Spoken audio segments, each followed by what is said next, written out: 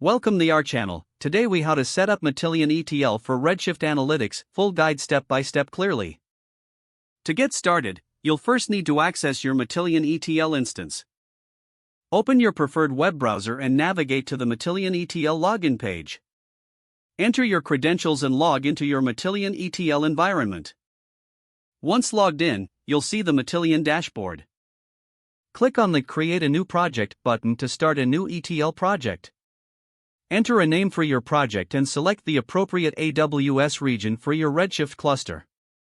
After creating the project, navigate to the Environments section from the menu. Click on Create Environment to set up a new environment for your project.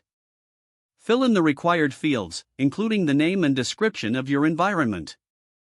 Under Redshift, enter the hostname of your Redshift cluster. Next, provide the database name, user, and password that you set for your Redshift instance. Ensure the correct port number is entered, typically 5439 for Redshift. Once all fields are completed, click the Save button to create your environment. Now, head back to the dashboard and select your newly created project. To set up a data source, go to the Orchestration tab.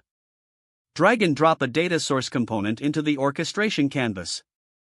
Configure the data source by selecting the type of input, such as an S3 bucket or file store. Fill in the necessary connection details and any required authentication. After setting up the data source, click the Load component to transfer your data. Connect the data source to the Load component using the arrows on the canvas. In the Load component settings, select your Redshift target table to load the data into. Configure any additional parameters if needed, then click Save. Next, you may want to apply transformations to your data. Navigate to the Transform tab and drag a transform component onto the canvas. Link the Load component to the Transform component, ensuring data flows correctly.